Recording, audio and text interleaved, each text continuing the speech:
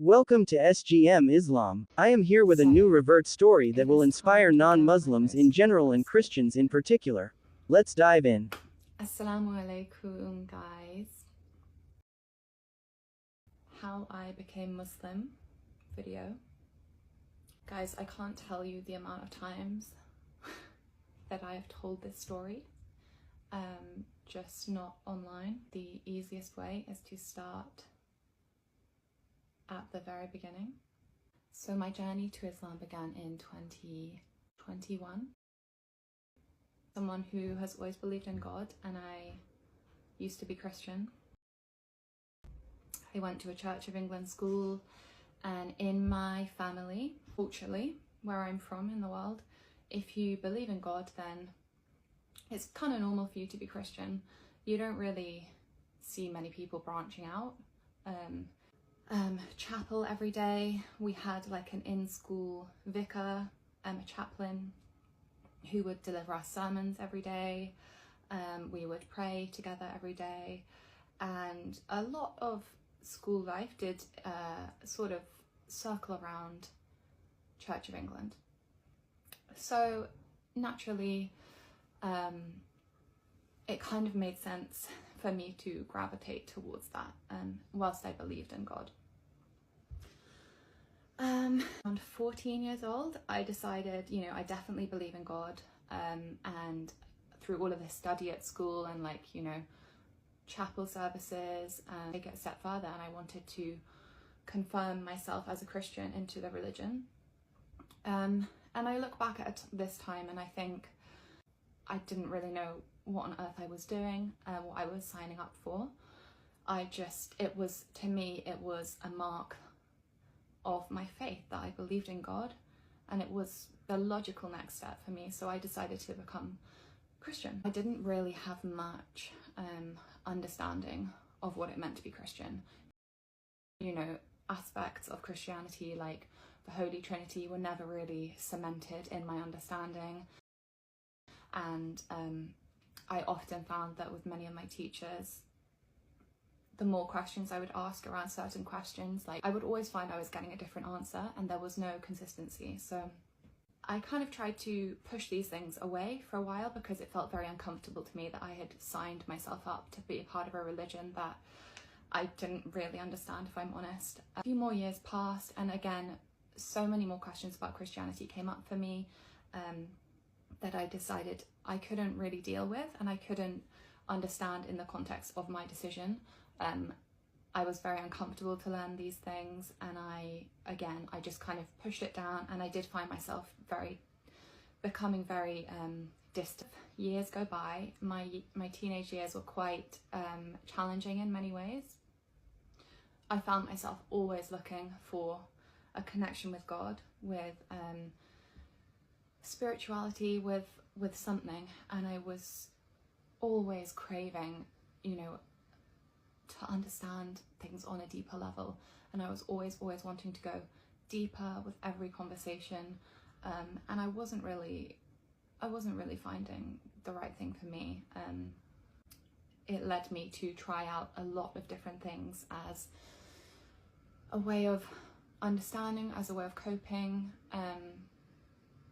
and it was a really hard time, to be transparent. It was a very, very hard time for me. And it got to the stage where I eventually completely distanced myself from Christianity. 19, I got very into sort of new age spiritual practices. Yet again, I found these things really interesting, but none of them brought me the sense of stability and peace that I was craving. And so I went on this journey for probably, say, I was around 22, and that was when I was at university. These years were probably the most challenging years that I've experienced in my life so far, not because of university itself, but because of other aspects of my life, but mainly the relationships with people that I had around me. At this time, I was also studying a subject that I loved at university, and I kind of threw myself into that, especially in my final year. Really deep interest in religion. Okay, so I took a whole semester where I studied Buddhism. I also looked into Hindu Sakta Tantra. I did a whole project around this in Hinduism. I found it so interesting, and then I studied a bunch of other religious modules. Kept finding, okay, this is so fascinating, but for this reason, it doesn't align with me and I can't accept it. And I wasn't finding what I was looking for, and I didn't really know what I was looking for, but I knew that I would find it, and I knew that I would know it when I found it. It occurred to me one time, okay, I have ignored Islam, as haven't even had the slightest inclination to look into what it means, to look into any aspect of the religion. I just wasn't interested, okay? I thought that I knew the religion. I thought I had a lot of preconceived ideas about what Islam was. I had a lot of ideas about the way women were treated in Islam, and I frankly wanted absolutely no part in that. And that's what I thought at the time. That wasn't really a good enough answer for me to put away the study of an entire huge world religion. And at first, I honestly just, it was kind of an ego thing, because I love to learn and I love to tell people about the things that I've learned. And it became sort of no one was talking about it in my circles, so I kind of could drop really interesting insights into conversations that I was having with people. I could like impress people with my knowledge of this religion that no one knew about. And that's how it started. It started from an academic perspective. I wanted to know. But what I didn't expect to start happening was that my heart kind of began to soften to Islam. And eventually this all came into a point where I thought, I've learnt this much and I can't really live my life without incorporating this knowledge that I know, because I believe it's the truth.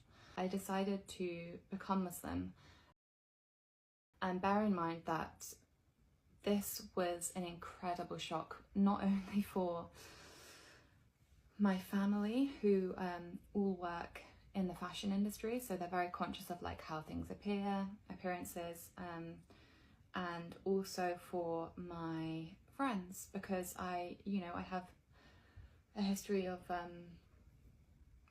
being the opposite of a Muslim woman, and that was to become Muslim was the complete antithesis to how I lived my life before.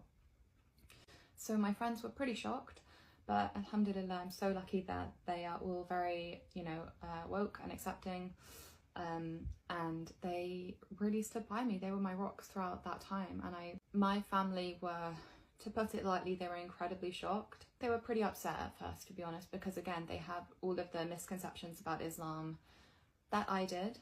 They were very concerned for my safety, for my well-being. And then sort of like a month later, I came home being like, yes, I want to marry this guy, he's a Muslim. And that was like, woo! I took a match to some petrol.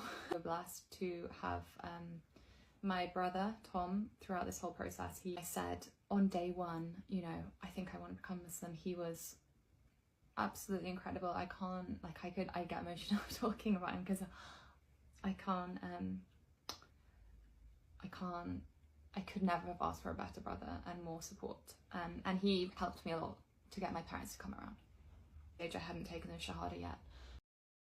So I told my parents, I want to become Muslim, and it would mean the world for me if you guys would all come to my Shahada, to like be there as I take this step into Islam.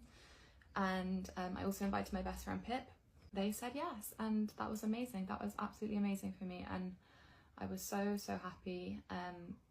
Like, this decision meant, I can't describe how much this decision meant to me. So to have my, I'm getting emotional again, to have my family come with me for that was incredible. And we went to a wonderful mosque in Bristol, and we all sat together and I took my Shahada, alhamdulillah, and it was the best day of my life. Becoming Muslim, reverting to Islam, has changed my life on so many levels. I can't I lack the words to describe how much peace, security, comfort and joy Islam has brought into my life. I found what I was looking for, alhamdulillah. I completely found what I was looking for, you know, probably the past decade of my life. Allah guided me, alhamdulillah. And this whole journey, of course, is all through Allah subhanahu wa ta'ala that this happened. And just developing that relationship with him. You know, even before I took the Shahada, I was trying to pray. I was trying to connect with Allah. And, you know, he was listening. Alhamdulillah, he was listening. Yeah, alhamdulillah.